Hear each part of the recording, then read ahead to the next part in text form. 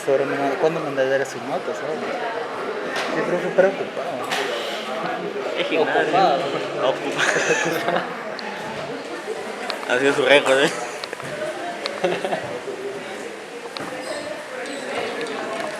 Vamos a estar acá. Más bien, me enseñan un informe, no hay que hacer un informe de economía, ¿no? Hay que hacer un informe de economía, dice. Ya, claro, eso es lo que... Hay que repartirnos eso.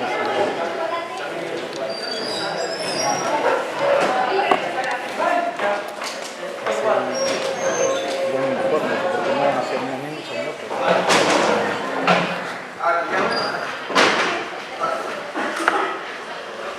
Vamos a desarrollar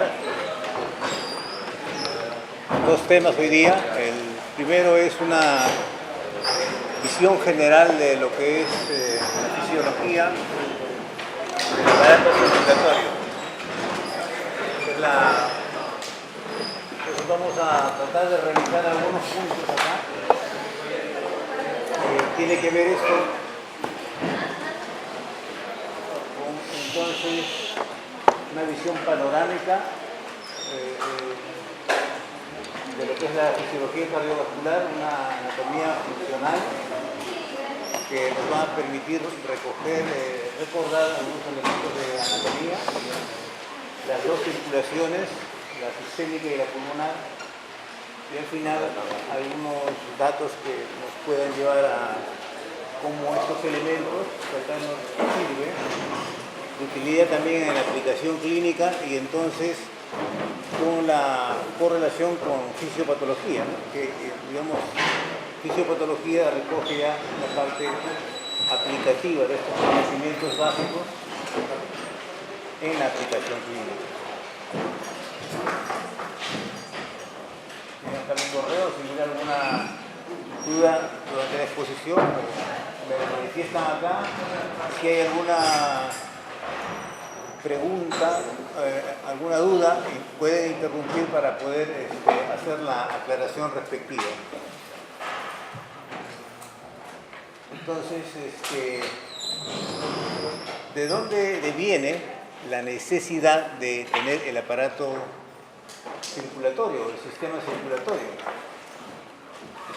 Entonces, tenemos que plantear el siguiente punto de vista. Todas las células vivas requieren de nutrientes, ¿no es cierto? Sustratos metabólicos. Cualquier célula viva requiere, por ejemplo, de oxígeno. Ese va a ser su nutriente, o necesitará glucosa. Y esa célula, con estos elementos, produce un metabolismo. Pero en ese metabolismo hay productos de desecho metabólico, por ejemplo, el anhídrido carbónico. Y eso tiene que ser eliminado. Entonces, este concepto es importante porque hay que enlazarlo con la función del sistema circulatorio. Esta es cualquier célula viva. Hay organismos unicelulares y nosotros los humanos que somos multicelulares. En un organismo unicelular, el proceso de entrada de sustratos metabólicos y la eliminación de los productos del metabolismo se hace a través entonces de un fenómeno de membrana, ¿no es cierto? Esta es la relación que tiene con el medio externo. Eso ocurre en los organismos unicelulares que no requieren del aparato circulatorio. Nosotros necesitamos de este sistema circulatorio porque una célula unicelular tiene su medio en relación con el medio externo con el cual intercambia sustancias. Pero los organismos multicelulares no son así. ¿Por qué? Los tejidos tienen célula y al costado otra célula y al costado otra célula. Entonces no tienen medio externo con el cual intercambiar. Entonces las células no están en contacto pues, con el medio ambiente, con el medio externo. Entonces para la función celular necesitamos lo que he dicho, ¿no? Nutrientes, intercambiar nutrientes y eliminar productos metabólicos. Entonces, para este intercambio se requiere un sistema de vasos sanguíneos que transporte entonces las sustancias, ambas, las que van a nutrir y las que van a ser eliminadas. Entonces, estas sustancias van a transportarse entre las células y la sangre, y entre la sangre y el medio externo. Vamos a ir viendo más o menos cómo funciona eso. Entonces, la necesidad de una red vascular, arteria y una vena acá. Esta arteria grande se va dividiendo en arterias más pequeñas y llegan las arteriolas, y esto llega a una estructura vascular que es el capilar. Y después esta red del capilar pulmonar, que es parte, termina, las arteriolas continúan entonces con la red capilar acá, y después siguen entonces las venas, las vénulas acá, y terminan en las venas mayores. Cualquier órgano tiene esta organización, cualquiera. Entonces, desde el punto de vista funcional hay dos tipos de capilares, un capilar pulmonar y un capilar sistémico. Pero el hígado, el cerebro, el músculo, la piel, siempre va a tener una arteria que la nutre, que termina en un capilar sistémico, y después se va a producir el retorno hacia la vena. Entonces, por aquí van a entrar los nutrientes, acá se va a producir el proceso metabólico y los productos de desecho van a salir entonces por las venas. ¿Y a dónde es llevado por las venas? Al corazón. Por acá llega la sangre de la arteria, que viene del sistema circulatorio, que tiene este circuito. El circuito va de sangre de arteria a vena, no al revés. Entonces tenemos acá una arteria y una vena, para mostrarles la diferencia que hay entre la estructura anatómica. La arteria tiene mayor grosor de su capa media, la capa media muscular es de mayor grosor, y acá tenemos una vena en la cual, fíjense, la capa media es de menor. El resto es igual, pero la diferencia entre las arterias y las venas es que las venas tienen también ciertas venas, no todas, válvulas. La arteria no tiene válvulas. Después vamos a explicar por qué esto no es verdad. Entonces, función de transporte en el sistema cardiovascular es fundamental para poder entender entonces por qué se requiere del sistema cardiovascular. Entonces, vamos a dar algunos ejemplos. Fíjense aquí este cuadro que va a mostrar el transporte. Estas son las sustancias que vamos a transportar. ¿Y desde a dónde va a ser el traslado de la sustancia? ¿De dónde a dónde? ¿Y hacia dónde? Aquí es donde entra la función del sistema cardiovascular.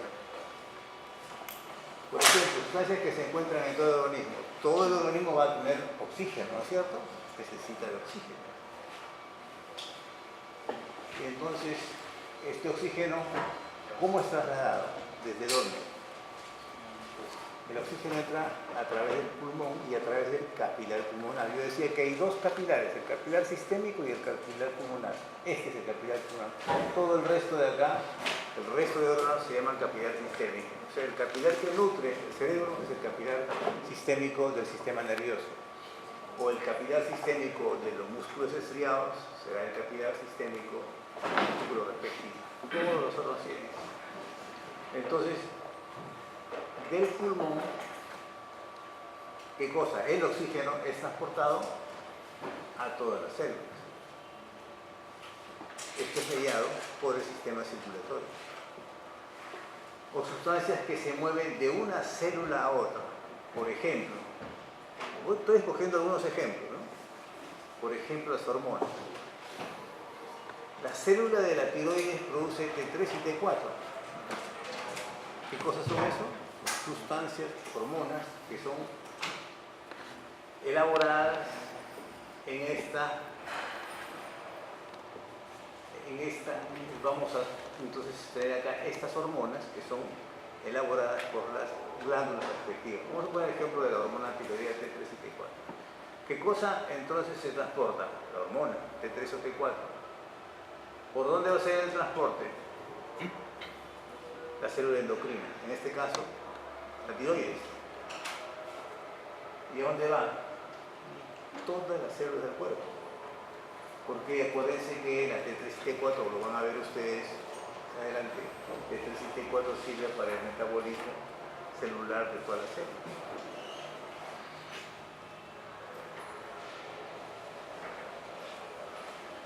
Otro ejemplo, fíjense, ya hemos visto sustancias que están en todo el organismo, sustancias que se mueven de una célula a la otra, y otras sustancias que abandonan el organismo, ¿no? Por ejemplo, por los riñones eliminamos la orina, ¿no? Por la piel el sudor y por el pulmón eliminamos anhídrido carbónico. Bien, entonces, los desechos metabólicos, que son las sustancias, ¿desde dónde van? Todas las células producen desecho metabólico, ¿no es cierto? Y eso va a ser eliminado por los riñones. Otro ejemplo, sustancias que se transportan, dióxido de carbono. El dióxido de carbono se produce producto del metabolismo de todas las células. Entonces tenemos dióxido de carbono, ¿desde dónde? Todas las células, ¿hacia dónde? Hacia los pulmones. Y llega a los pulmones y en el capilar pulmonar es eliminado. Entonces, fíjense, sustancias que deben abandonar el organismo. Todo esto requiere aparatos circulatorios. Fíjense la complejidad que tiene esto. Entonces, vamos a poner un ejemplo. En el transporte y eliminación de la creatinina. ¿Por dónde se elimina la creatinina? Por la orina, acá, a través de los riñones. Es un ejemplo. Transporte y eliminación de creatinina. La creatinina es una sustancia que es un producto metabólico, un producto de desecho metabólico que tiene que ser eliminado. Pero más precisamente es el metabolismo de los músculos. Cuando uno hace actividad muscular, entonces el metabolismo de eso va a producir la creatinina y tenemos que eliminarla. Entonces, esta degradación de creatinina, que es un nutriente del músculo en creatinina, entonces lo tenemos que transportar, ¿no es cierto? Y después filtrarlo en los riñones y excretarlo en la orina.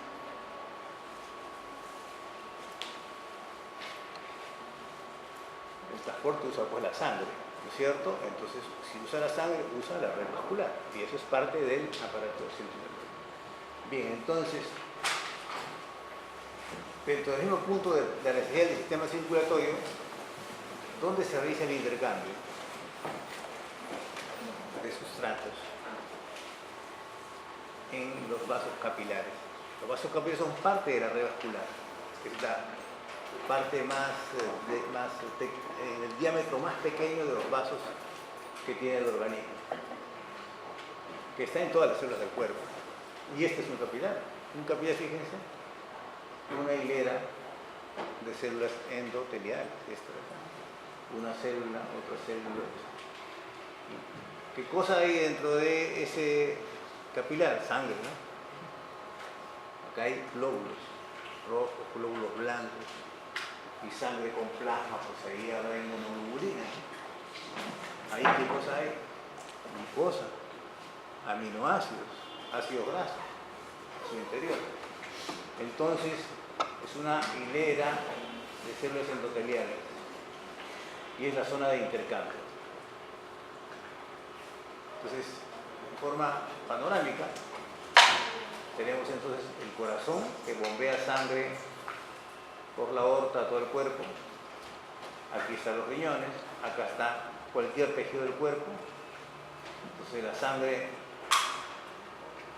acá están los pulmones y este es el sistema digestivo.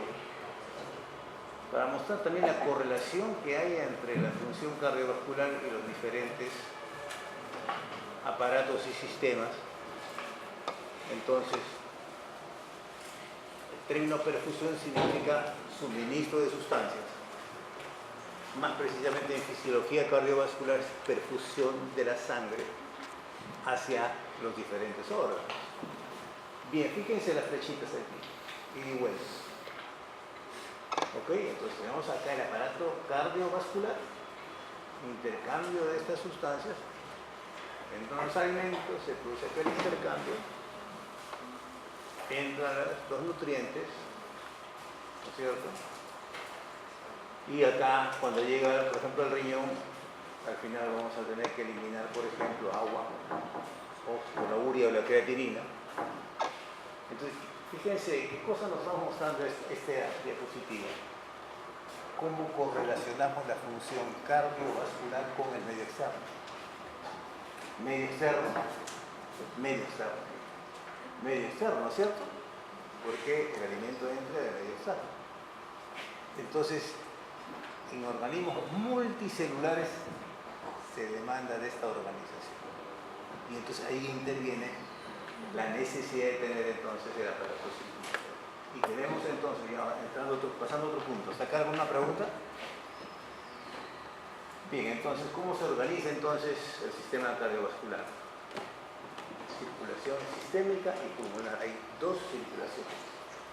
La circulación sistémica y pulmonar tiene características.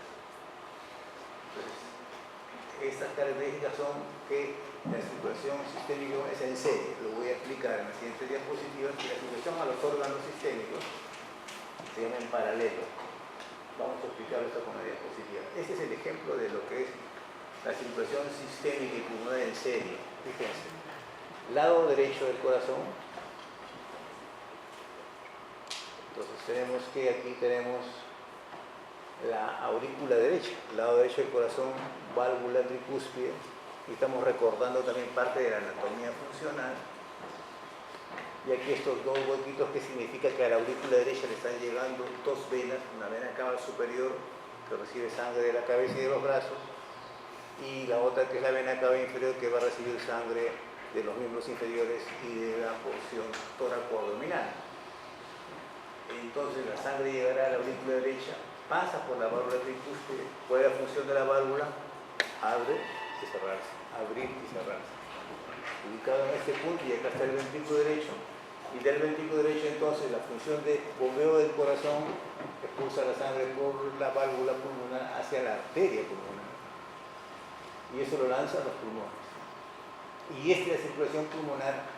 Después va entonces, ¿con qué objeto va la sangre acá? Para intercambio, ¿no es cierto?, de oxígeno y ácido carbónico, y retorna la sangre acá con un alto contenido de oxígeno. ¿A dónde? Al lado izquierdo del corazón.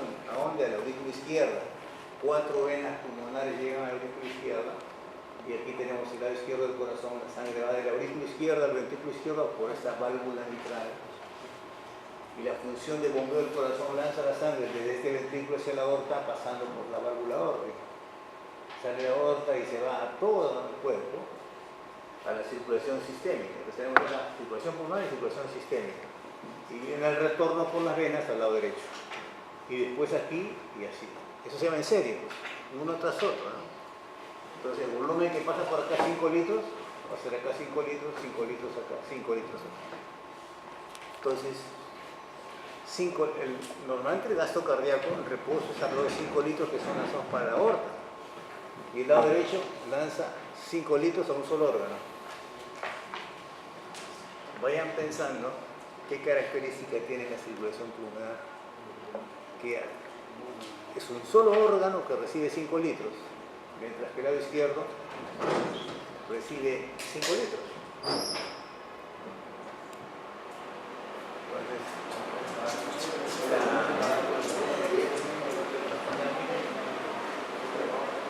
No se escucha.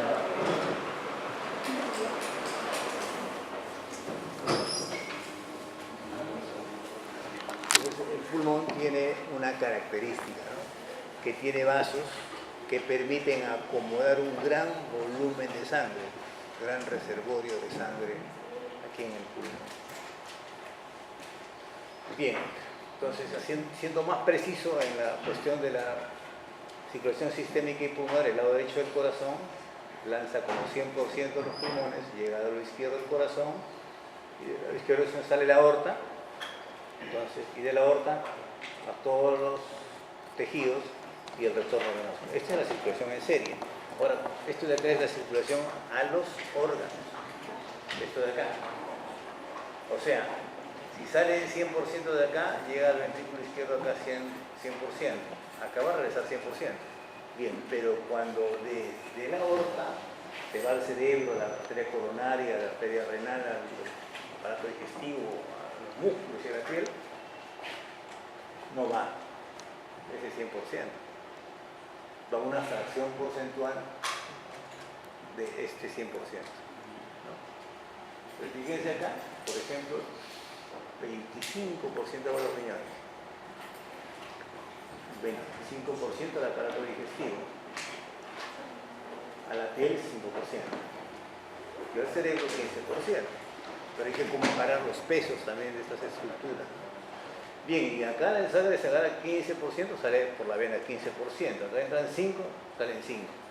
Si entraron acá 25, al final tenemos 100%. Entonces la circulación en paralelo, ¿qué cosa es? Es una fracción porcentual del volumen total que expulsa la sangre por la aorta. Entonces, funciones del corazón y los vasos sanguíneos. Pasando a otro punto. Una visión general entonces de la función del corazón y los vasos sanguíneos, entonces que el corazón